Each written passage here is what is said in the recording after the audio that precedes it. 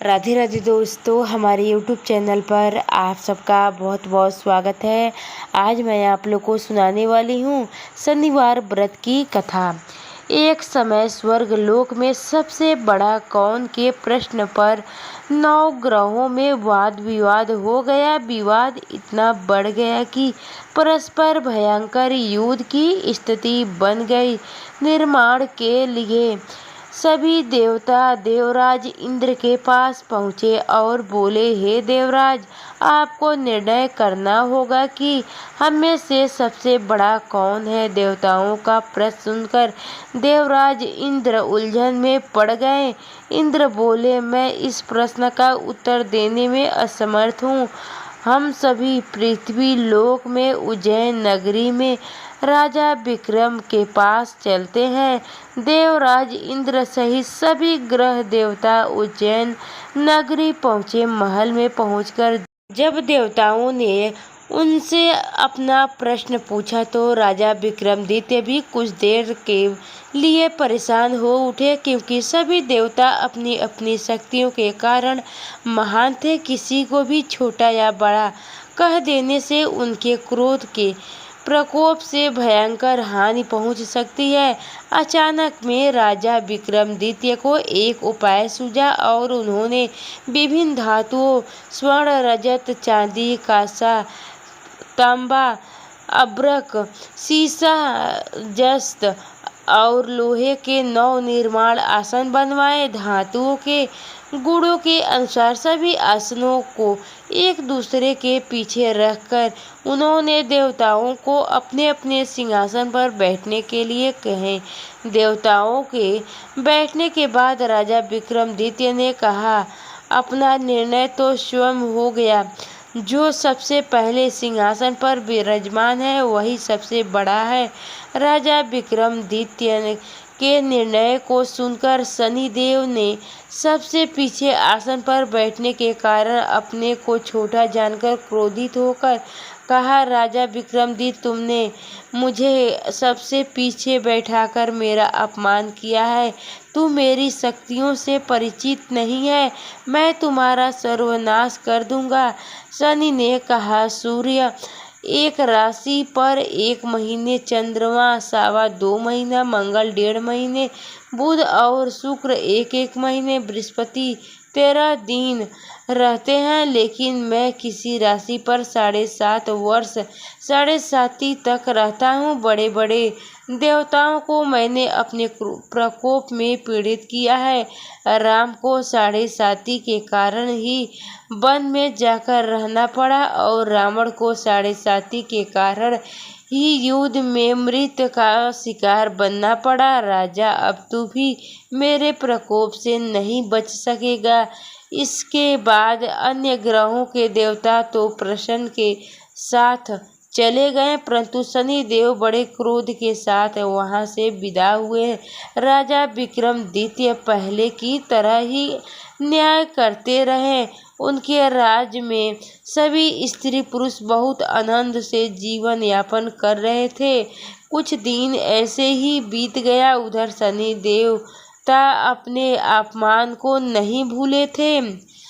विक्रमादित्य से बदला लेने के लिए एक दिन शनि ने घोड़े के व्यापारी का रूप धारण किया और बहुत से घोड़े के साथ उज्जैन नगरी पहुँचे।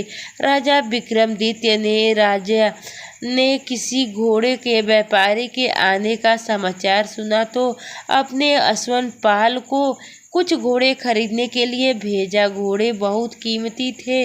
अश्वपाल ने जब पास लौटकर संबंध में बताया तो राजा विक्रमादित्य ने स्वयं आकर एक सुंदर व शक्तिशाली घोड़े को पसंद किया। घोड़े की चाल देखने के लिए राजा उस घोड़े पर सवार हुए तो वह घोड़ा बिजली की गति से दौड़ा पड़ा। तेजी से दौड़ता घोड़ा राजा को दूसरे एक जंगल में ले गया और फिर राजा को वहां गिराकर जंगल में कहीं गायब हो गया। राजा अपने नगर को लौटने के लिए जंगल में भटकने लगे, लेकिन उन्हें लौटने का कोई रास्ता नहीं मिला।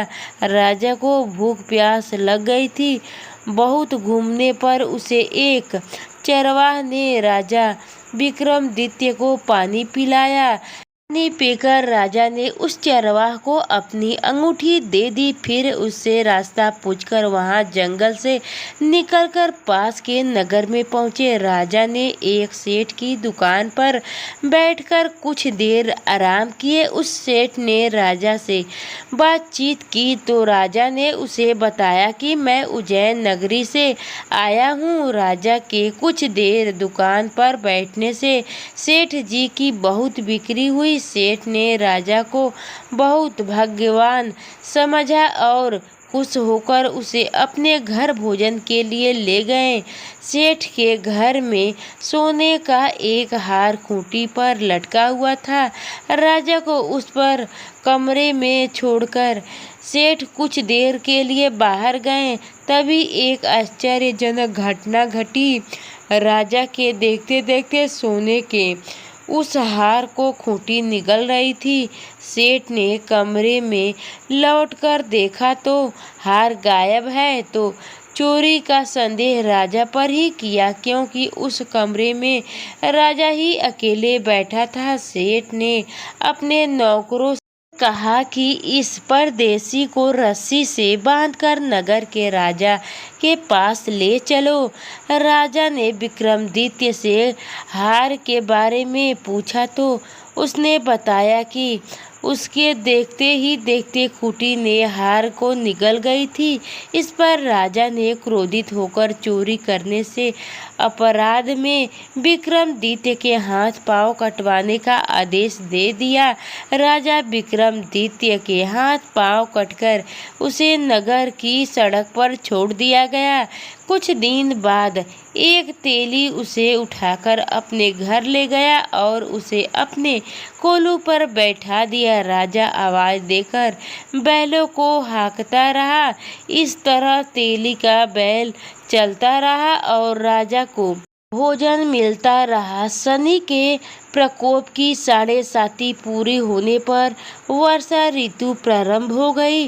राजा विक्रमादित्य एक रात मेघमल्हार गा रहे थे कि तभी नगर के राजा की लड़की राजकुमारी मोहिनी रथ पर सवार उस तेली के घर के पास से गुजरी। उसने मेघमल्हार सुना तो उसे बहुत अच्छा लगा और दासी को भेजकर गाने वाले को बुलाने लाने को कहा। दासी ने लौटकर राजकुमारी को अपंग राजा के बारे में सब कुछ बता दिया। राजकुमारी उसके मेघमल्हार से बहुत मोहित हुई, अतः उसने सब कुछ जानकर भी अपंग राजा से विवाह करने का निश्चय कर लिया। राजकुमारी ने अपने माता पिता से जब यह बात कही तो वे हैरान रह गए। रानी ने मोहिनी को समझाया, बेटी तेरे भाग्य में तो किसी राजा की रानी होना लिखा है, फिर तू उस अपंग से विवाह करके अपने पांव पर कुल्हाड़ी क्यों मार रही है। राजकुमारी ने अपनी जिद नहीं छोड़ी। अपनी जिद पूरी करने के लिए उसने भोजन करना छोड़ दिया और प्राण त्याग देने का निश्चय कर लिया। आखिर राजा रानी को विवश होकर अपंग विक्रमादित्य से राजकुमारी का विवाह कराना पड़ा। विवाह के बाद राजा विक्रमादित्य और राजकुमारी तेली के घर में रहने लगे। उसी रात स्वप्न में शनिदेव ने राजा से कहा, राजा तुमने मेरा प्रकोप देख लिया, मैंने तुम्हें अपने अपमान का दंड दिया। राजा ने शनिदेव से क्षमा करने को कहा और प्रार्थना की, हे शनिदेव, आपने जितना दुख मुझे दिया है अन्य किसी को ना देना। शनिदेव ने कुछ सोचकर कहा, राजा मैं तुम्हारी प्रार्थना स्वीकार करता हूँ। जो कोई स्त्री पुरुष मेरा पूजन करेगा, शनिवार को व्रत करके मेरे व्रत कथा सुनेगा, उस पर मेरी अनुकंपा बनी रहेगी। प्रातः काल राजा विक्रमादित्य की नींद खुली तो आपने हाथ पांव देखकर राजा को बहुत खुशी हुई। उसने मन ही मन शनिदेव को प्रणाम किया। राजकुमारी की भी राजा के हाथ पांव सही सलामत देखकर आश्चर्यचकित में डूब गई। तब राजा विक्रमादित्य ने अपना परिचय देते हुए शनिदेव के प्रकोप की सारी कहानी सुनाई। सेठ को जब इस बात का पता चला तो दौड़ता हुआ तेली के घर पहुंचा और राजा के चरणों में गिरकर क्षमा मांगने लगा। राजा ने उसे क्षमा कर दिया, क्योंकि यह सब तो शनिदेव के प्रकोप के कारण हुआ था। सेठ राजा को अपने घर ले गया और उसे भोजन कराया। भोजन कराते समय वहाँ एक आश्चर्यजनक घटना घटी। सबके देखते देखते उस खूंटी ने उगल दिया। सेठ जी ने अपनी बेटी का विवाह भी राजा के साथ करा दिया और बहुत से स्वर्ण आभूषण धन आदि देकर राजा को विदा कर दिया। राजा विक्रमादित्य राजकुमार मोहिनी और सेठ की बेटी के साथ उज्जैन पहुँचे तो नगरवासियों ने हर्ष से उनका स्वागत किया। अगले दिन राजा विक्रमादित्य ने पूरे राज्य में घोषणा करवाई कि शनिदेव सब देवताओं में सर्वश्रेष्ठ है। प्रत्येक स्त्री पुरुष शनिवार का उनका व्रत करे और कथा अवश्य सुने। राजा विक्रमादित्य की घोषणा से शनिदेव बहुत प्रसन्न हुए। शनिवार का व्रत करने और व्रत कथा सुनने से शनिदेव प्रसन्न होते हैं।